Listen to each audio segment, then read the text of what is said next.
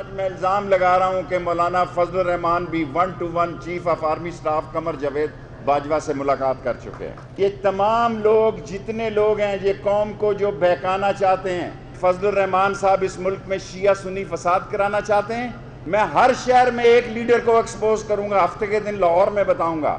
ये बातें करते हैं, इन्होंने मजाक बना रखा है। इमरान खान ने कहा मैं हुक्मरानी और इक़्तिदार छोड़ सकता हूं, लेकिन नवाज शरीफ और शहबाज शरीफ को मैं कभी एनआरओ नहीं दूंगा। वो गलती हो गई, जाने में कामयाब हो। मौलाना फजलुर रहमान भी 1-on-1 आर्मी चीफ से मुलाकात कर चुके हैं। शेख रशीद का दावा, कहते हैं फजलुर रहमान मुल्क में फसाद कराना चाहते हैं। तमाम लीडर 16 सितंबर की रात को जनरल बाजवा से मिले थे। हर हफ्ते एक सियासतदान को एक्सपोज करूंगा। हुकूमत इमरान खान कर रहा है और फौज के ताउन से कर रहा है। गलती हो गई जो नवाज शरीफ को बाहर जाने दिया।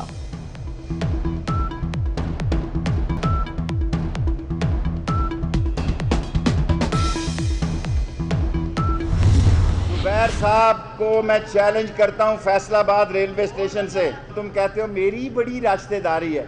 36 साल से जुबैर की कभी कमर जावेद बाजवा से मुलाकात नहीं हुई। और मैं मरियम साहबा को कहता हूं, मरियम साहबा, मैं उस असद उमर के बेटे की शादी में जनरल हमायूं के साथ बैठा हुआ था। आर्मी चीफ भी वहां थे, कुल 7-8 आदमी थे। ये छिपकली सा जुबैर भी वहां बैठा हुआ था। किसी ने इसको नहीं कहा कि तुम आओ, इसने खुद टाइम लिया। मरियम साहबा एक हफ्ते में 2 दफा DGISI की मौजूदगी में मिलता है और ये आपका केस लड़ रहा था।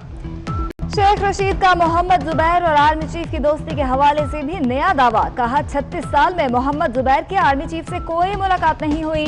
असद उमर के बेटे के वलीमे में आर्मी चीफ ने मोहम्मद जुबैर को मिलने का नहीं कहा।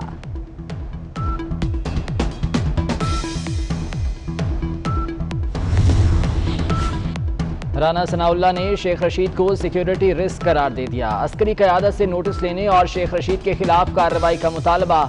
साद रफी का कहना है नैब के केसेस झूठ और फ्रॉड हैं।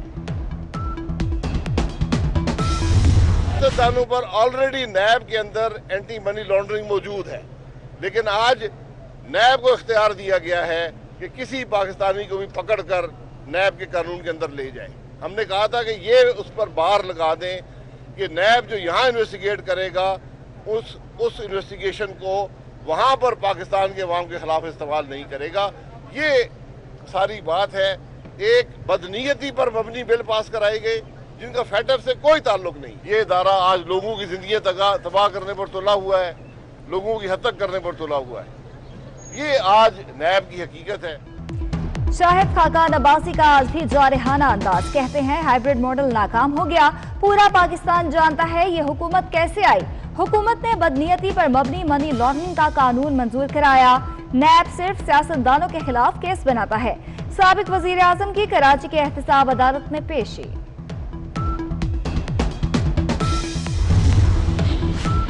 बिलावल भुट्टो की मौलाना फजलुर रहमान को नैब नोटिस भेजने की मजम्मत। कहते हैं इमरान खान नैब के जरिए अपोजिशन रहनुमाओं को दबाव में लाना चाहते हैं। हुकूमत पाकिस्तान डेमोक्रेटिक मूवमेंट से बौखला गई है।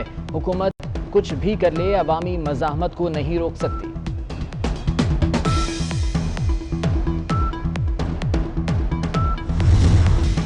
हुकूमत ने सस्ती चीज़ों को महंगा करने का नया फार्मूला ईजाद कर लिया। वज़ीर आज़म के मुआविन खुसूसी बराए सेहत डॉक्टर फैसल सुल्तान कहते हैं दवाइयाँ ब्लैक में फरोख्त हो रही थी, इसलिए महंगी कर दी। अब दवाएं सबकी पहुंच में होंगी।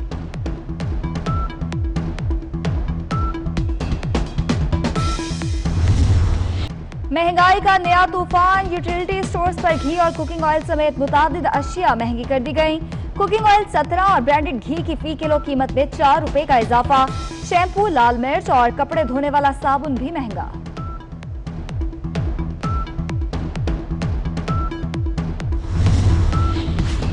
इंटरनेशनल सिविल एविएशन ऑर्गेनाइजेशन का पाकिस्तानी सिविल एविएशन अथॉरिटी की कारकर्दगी पर सवालिया निशान। सेफ्टी से मुतालिक तहफ़्फ़ुज़ात का इजहार कर दिया।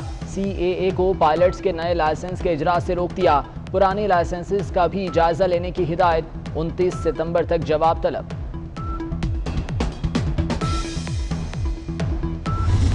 कराची में बिजली का बहरान मजीद संगीन हो गया। गैस प्रेशर में कमी से 350 मेगावाट बिजली का shortfall.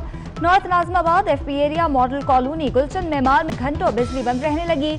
Liaquatabad, Lyari, Malir, Clifton, Old City Area, New Karachi, Gulshan Iqbal, Gulistan Jauhar के रिहायशी भी परेशान।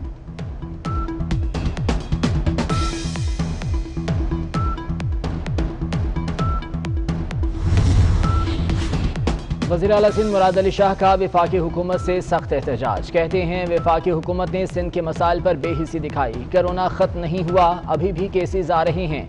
वबा स्कूलों में फैल गई तो बड़ा नुकसान होगा। वालिदैन बच्चों को स्कूल भेजते वक्त मास्क जरूर दें।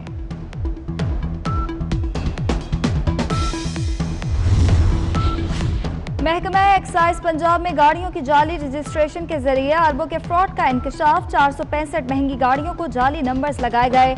30,000 जाली लोडर, बसें और ट्रक सड़कों पर रवा दवा है। एंटी करप्शन हुकाम की रिपोर्ट। एक्साइज इंस्पेक्टर समेत 3 ऑफिसर्स के खिलाफ मुकदमा दर्ज।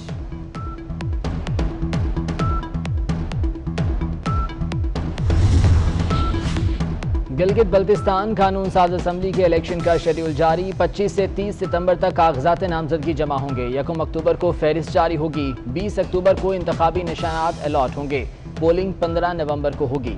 बिलावल भुट्टो का कहना है कि गिलगित बल्तिस्तान के इलेक्शन शफाफ होने चाहिए। अवाम को अपना मुस्तकबिल खुद तय करने दिया जाए।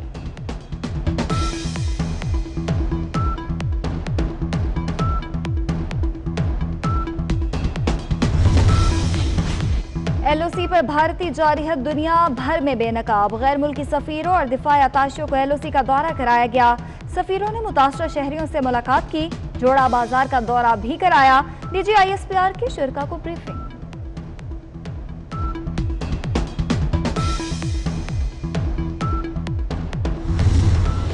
अजीम बुजुर्ग हजरत बहाउद्दीन ज़करिया रहमतुल्लाह अलैह के 781वें उर्स की तकरीबात जारी।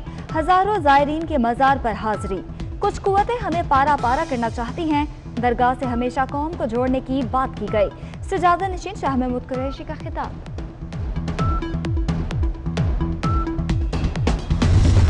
वैक्सीन नहीं आता मार्केट में तो उस वक्त तक जो रेगुलर और रूटीन का जो उम्रा या हज है वो नहीं कराएंगे।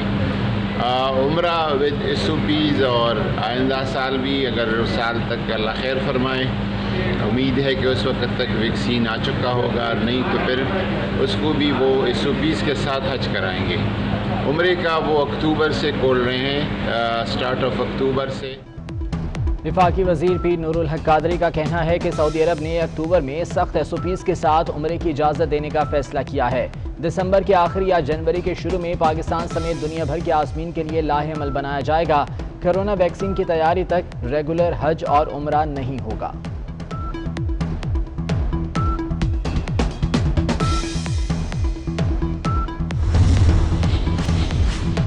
सुप्रीम कोर्ट में रेलवे खसारा आज खुद नोटिस की समाअत। तस्वीरों में आपकी सारी जमीन पर तजावुजात हैं। ट्रैक के साथ बिल्डिंग्स बनी हुई हैं। ट्रेन कैसे चलेगी? CEO रेलवे जिम्मेदार अफसर बनकर दिखाएं। कराची जाकर देखें कितनी तजावुजात हैं।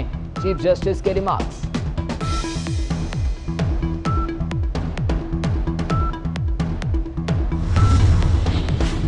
लाहौर में सेफ सिटी चालान का मंसूबा फ्लॉप। ट्रैफिक कवानीन के खिलाफ वर्जी पर 2 साल में 44.5 लाख चालान। 21 लाख चालान मालिकान तक नहीं पहुंच पाए।